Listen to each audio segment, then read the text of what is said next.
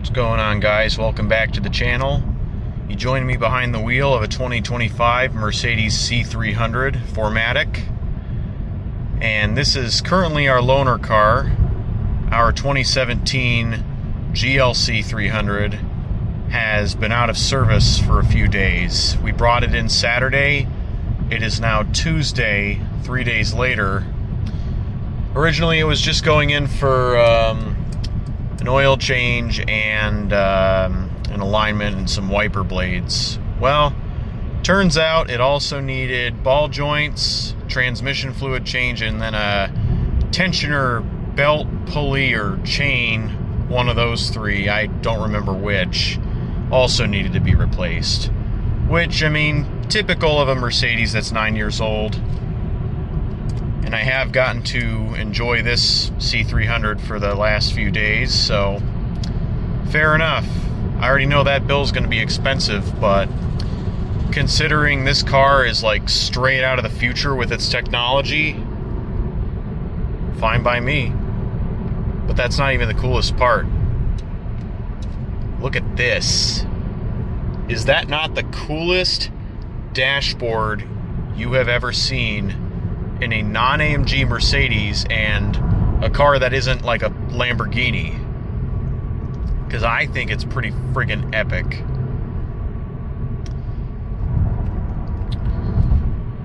Car had less than 1,500 miles on it when I picked it up from the dealer, and now it's got over 2,000, so I just broke it in. How about that? It's probably the longest I've had a loaner for. So anyway, I guess I'll update you at the dealership. I was going to make an in-depth review on this, but if I'm being honest with you guys, I'm not really into that anymore. I mean, I like doing them, don't get me wrong, but I just haven't really had the motivation to make such a video. And, you know, back when COVID-19 hit 5 years ago, it completely shut me down, and I had nothing to do. Literally nothing. And that included making in-depth reviews with cars. So I just kind of, I mean, I was basically forced to lose interest. But yeah, I mean, I do have a POV video of this car. It'll be up soon. But look at the inside of this. It's got carbon fiber. This thing is awesome. And mind you, this is a C300. It's not the AMG. And yet you have a G-force meter, your torque on the left, horsepower on the right, and then oil temperature, as well as turbo boost. Pretty cool. One thing I did notice is that the current C300 does not have Sport Plus mode anymore. It only has Eco, Comfort, Sport, and Individual. There is no Sport Plus. Previous gen C-Class and GLC had Sport Plus. So I'm not really sure why Mercedes got rid of the Sport Plus. Maybe they saw it unnecessary to have it in a non-AMG C-Class or GLC, which makes sense. But that... Can you say... Cancel. As I was saying before, the car rudely interrupted me. Makes sense to buy an older GLC or C300, not just for depreciation reasons, but because they have Sport Plus. Cruise control is interesting on this, so you push up or down for a 5 mile an hour increase or decrease, and then you swipe up or down for a 1 mile an hour increase or decrease. Took me a few minutes to figure out how that works, but works okay. There's a cop right there. Somebody got pulled over.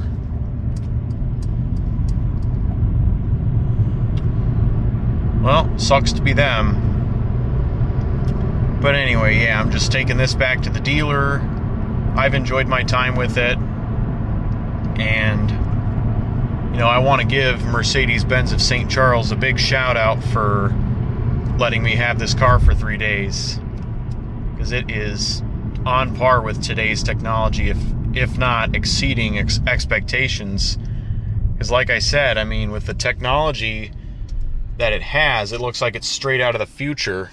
even though it's a gas car and the future is electric. Speaking of which, I had requested an EV loaner, but they had no EVs on the lot. And furthermore, Mercedes-Benz is rethinking their EVs. They've discontinued production of the EQE and EQS models, leaving currently only the EQB. And then there's also the new CLA EV. I think it's either already out or it's coming out soon. And then the GLC with EQ technology, that one should be coming out next year. At least that's what Mercedes has been hoping for. But yeah, I talked with a salesman I've known for years, 9 years specifically, at this Mercedes dealer, and he believes that it's going to take about a couple of years, so 2 years for there to be a new E-Class and S-Class with EQ technology, along with a GLE and a GLS, since they're no longer going to be using the EQ branding for their EVs. So instead they're just gonna put it as with EQ technology, which I think is pretty cool. You know, that way you're not including whole different models for the electric variant. Not only that, but you know, some people have complained about the EQS not being as big as the gas-powered S-Class, and I do feel like Mercedes rethinking their EVs will fix that problem, because now there will be a full-size S-Class that is an EV, hopefully with a solid-state battery too.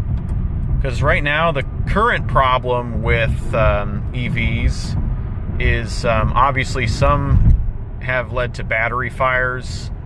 Others, well, the range on some of them is not that good, but you know, for Mercedes, I really haven't had an issue range-wise with their EVs.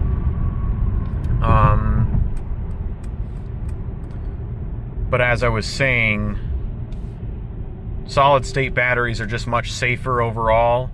They last longer and they can withstand higher states of charge compared to LFPs and lithium-ion batteries. Because right now the advice is do not charge above 80% unless you need to go further, mainly because of fire risks, but also because charging above 80% is scientifically proven not to be good for lithium-ion and LFP batteries, and it significantly reduces their lifespan, and potentially it can also affect the range as well. So just one charge to 100%, like if you don't know exactly what you're doing, that could adversely affect how many miles you can drive on an 80% charge after that. Same deal with deep discharging. That can adversely affect the battery as well. But enough about that. See you guys at the dealer. So just stopped for gas, and one thing I want to point out is that these wheels are pretty spectacular, I gotta say. I'm not sure if this has the staggered setup. I'm gonna have to look at the tire sizes for that, but these have the Turanza LS100 MOE, which is the extended mobility. And that also means these are run flat. And these have a similar tread pattern to the Turanza Quiet Track tires, which are not run flats, but I had those on a car I previously owned. They were okay, but I did end up replacing them with Pilot Sport 4S's. But yeah, these tires are pretty cool because they have good traction in the winter, even though they're just regular all seasons, and they're run flat in case you do get a flat and have to drive to a tire shop to get new tires. That way you don't have to bother fixing a flat or getting a spare on. You can just drive on the run flat up to 50 miles at no more than 50 miles an hour. But check this out. I really like the way the taillights look on this. It is just absolutely insane. And also, these are the turn signals, and they light up amber I'm glad they changed back to that instead of having the brake lights be the turn signals as well.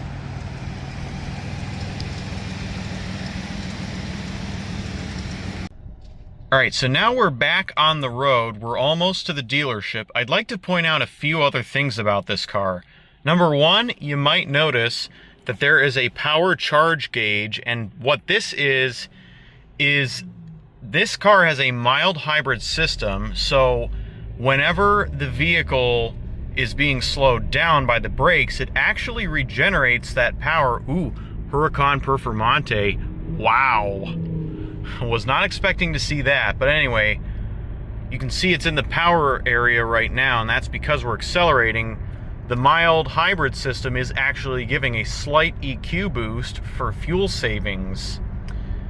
Now when you slow down, it actually regenerates a tiny bit of power back into that 48 volt mild hybrid system, so that way this can continue to happen whenever you accelerate, so that way it promotes for good fuel efficiency. And I have noticed this car does get excellent gas mileage. However, there is one drawback, and that is this car has a gasoline particulate filter. So just like diesel vehicles, gasoline cars are now being equipped with a particulate filter to filter out fine particles. I mean, the benefit there is these particles won't get on our lungs, but it eventually does require regeneration of the filter, just like a diesel particulate filter. But as far as I know, it doesn't take as long to regenerate a gasoline particulate filter, just because those particulates are not as they're not as thick and robust as the diesel particulates, and therefore it doesn't, I guess it doesn't require post-combustion fuel injection, or maybe it does, I'm not too sure. But I do know that gasoline vapors can be very volatile, so if anyone knows more about gasoline particulate filter regeneration, be sure to let me know. But you know, I'm well versed in the diesel particulate filters, but not gasoline, because I'm not really sure I've ever driven a US gas-powered vehicle with a gas particulate filter before today. I know that some of them are starting to get them, and German cars are among the first to get them, and this Mercedes C300 being no exception. But aside from that, the car is very quiet, it handles very nicely, and it does not drive like the previous gen C-Class or GLC. It drives more like an S-Class. And I feel like that's kind of what Mercedes was going for when they made this car, which I think is friggin' awesome.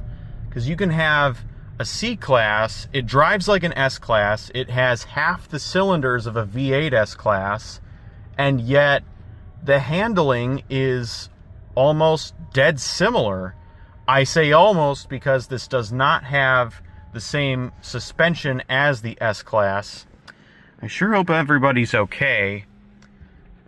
But yeah, they no longer offer an air suspension on the non-AMG C63 C-Classes. But obviously the S-Class still has its standard. So that's pretty much the only notable difference as far as ride quality goes. Obviously, you know, standard coil spring suspension systems cannot compare to comfortability as far as air suspension systems go, but honestly, I'm okay with that, because air suspension can sometimes be unreliable. You might have leaks, and then that's very expensive to fix in comparison to replacing regular spring struts. Well guys, here we are at the Mercedes dealership. It is unfortunately time to say goodbye to the 2025 C300. I've enjoyed every minute with this car. Just wish it didn't have that gasoline particulate filter. Well, nearly $5,000 later, and we're back on the road. She is back in service. Let's go ahead and start it up for the first time since it's been out of service.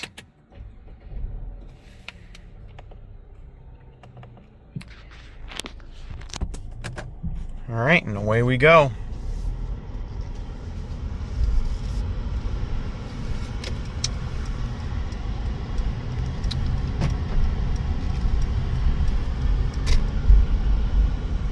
Yeah, feels good to be back in this thing, and no gasoline particulate filter. Haha! But nearly $5,000 repair bill, which I may or may not end up going over, but long story short, I knew this bill was going to be over $2,000. I didn't think it was going to be nearly $5,000. So if you're looking to buy a Mercedes-Benz, you know, definitely watch out for these things, because obviously stuff can break at any time, and when they do, it is expensive to fix.